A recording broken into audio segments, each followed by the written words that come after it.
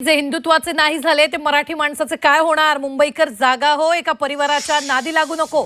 सेना भवन आणि मातोश्रीसह मुंबईच्या विविध भागांमध्ये बॅनरबाजी करण्यात आलेली आहे। बॅनरबाजी करत उद्धव ठाकरे गटावर निशाणा साधण्यात आलेला आहे। ही मोठी बातमी आपण आत्ताच्या क्षणाची पाहतोय। BMC is not a family business या आशयाचा बॅनरवर उल्लेख करण्यात आलाय। मात्र बॅनर कुणी लावले याचा उल्लेख इथं नाहीये। मुंबई मनपा निवडणुकांच्या तोंडावर बॅनर वॉर सुरू असल्याचं पाहायला मिळतंय। हिंदुत्वाचं नाही तर मराठी माणसाचं काय होणार? मुंबईकर एका परिवाराच्या नादी लागू नको। शिवसेना भवन मातोश्रीसह मुंबईत हे बॅनर झळकलेले आहेत। काल मराठी माणसा मुंबई वाचव अशा आशयाची बॅनरबाजी होती, मात्र आता ही बॅनरबाजी करण्यात आलेली आहे।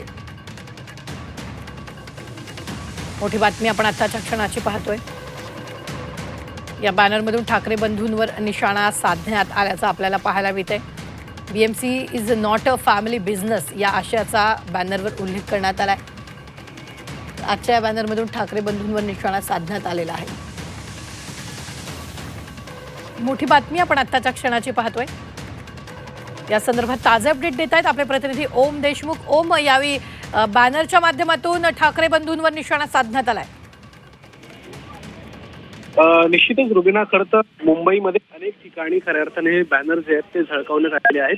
काल रात्री हे बॅनर मुंबईच्या विविध भागांमध्ये लावण्यात आले। दादर असेल, परळी असेल किंवा मातोश्री परिसर असेल, या सगळ्याच भागात बॅनर लावून खऱ्या अर्थानं ठाकरे गटाला दिवसण्याचा प्रयत्न या निमित्तानं करण्यात आलेला आहे।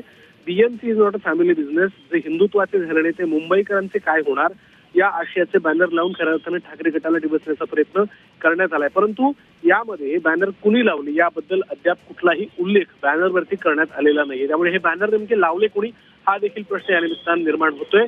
पण मुळामध्ये ज्या पद्धतीची बॅनरबाजी करण्यात आली आणि काल ज्या पद्धतीनं मुंबई अध्यक्ष भाजपचे अमित साटम यांनी सुद्धा फेसबुक पोस्ट करून BMC is not a family business म्हटलं होतं, त्यामुळे कुठेतरी या दोन गोष्टींचा परस्परांमध्ये संबंध आहे का आणि ही बॅनरबाजी नेमकी कुणाकडून करण्यात आली याचं सुद्धा आता चर्चा निमित्त होते। परंतु मुंबईमध्ये ज्या पद्धतीनं महापालिका निवडणुका जाहीर झाल्या त्याच अनुषंगाने आता राजकीय आरोप प्रत्यारोपांना सुरुवात झाली आणि हे बॅनर देखील त्याच राजकीय आरोप प्रत्यारोपांचा भाग म्हणून समजले जातात। त्यामुळे ठाकरे गट या बॅनरबाजीला काय उत्तर देतो पाहणं महत्त्वाचं असेल। निश्चित धन्यवाद ओम ताजे अपडेट देण्यासाठी। आम्ही वेळोवेळी तुमच्याकडून या संदर्भातले ताजे अपडेट घेत राहणार आहोत।